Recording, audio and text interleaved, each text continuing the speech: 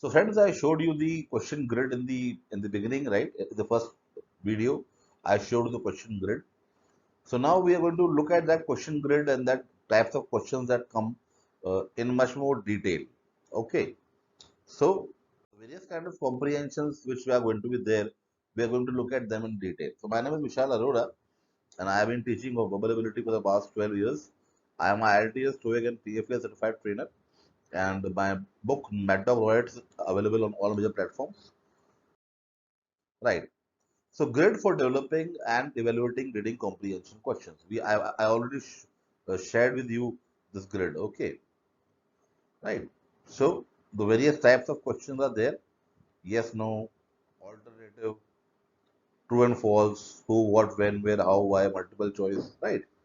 And types of comprehensions are given here. Literal, reorganization, inference, prediction, evaluation, personal response. Let's see what these types of comprehension means. So first of all, literal comprehension. What is literal comprehension? Literal comprehension refers that the understanding through text is straightforward, right? And facts, vocabulary, dates, time, locations, right? Right. And these kind of questions which come from literal comprehension, these literal comprehension questions can be directly answered and explicitly answered from the text itself. You don't need to add anything from your side.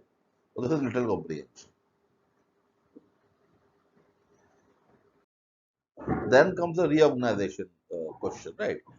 So reorganization is based on the literal understanding of the text. The student must use information from various parts of the text and combine them for additional understanding, right? For example, what is the reorganization means? That the information is scattered. It is scattered around the text, around the whole passage, and you have to combine these together to finally arrive at a answer. For example, here an example is given.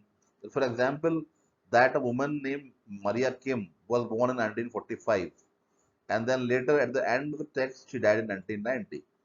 Right. So how old was Maria Kim when she died? This question can be answered by putting together these two informations, that she was born in 1945 and then she died in 1990. Right. So you can arrive at the answer. So these kind of questions are known as reorganization questions. Okay. So we looked at literal, we looked at reorganization. Then inference. We all know what inference is, right? So inference means that you need to add something from your side. It is more than just literal understanding of the text, right? So the inference involves students combining the literal understanding of text with their own knowledge and intuition, right? So you have to add your own knowledge and your intuition to finally arrive at an answer, right? That is inference-based question. Predictions. Predictions involve students using both the understanding of the passage and their own knowledge of the topic and related matters in a systematic fashion to determine what will happen next or after the story ends. Right? So, as the name suggests, prediction. So, you have to predict. You have to predict what is going to happen next. Right?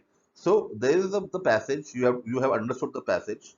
Then you have put your own knowledge of the topic with that, and then you have combine them together, and then finally you need to determine that after the passage ends what is going to happen next, right? But predictions cannot be out of the way. They cannot be just from anywhere. They must be supported by the information from the text, right? That is very important, that these predictions must be supported by the information from the text. Okay. Then evaluation. Evaluation means you have to look at something and then you have to give a judgment about some aspect of that text, right? So evaluation requires a learner to give a global or comprehensive judgment about some aspect of the text, right? So you need both the things. First of all, you need to understand the text, and then whatever your knowledge is about the topic and related issues, you need to add that, and then finally come at a conclusion, right? That is the evaluation kind of questions, right? And then personal response. Personal response question means that you have to respond, the reader has to respond, right? the reader needs to respond to the question, right? That how did you feel by reading the text? To respond by feeling for the text as a subject, right? The answers are not in the text. You have to give it from your side. That these are known as the personal response questions. Okay. And then these are the forms of questions. These are yes or no questions, alternative questions, true and false, WH questions, right? So a yes or no question is simply a yes or no question, right? It can be either a literal question, it can be a reorganization question, but you can answer it by a simple yes or no. An alternative question is a question where there are two yes or no questions and they are connected with an or, right? And then they're true or false, right? WH means where, what, when, who, how, and why, right? They are called WH questions, and multiple choice questions are, uh, they can be various examples, right?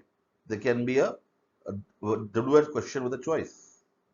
There can be a WH question with a choice, right? These are the various forms of questions.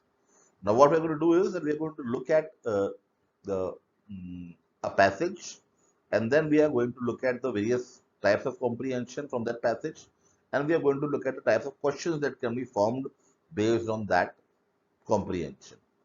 Right. Thank you so much for watching.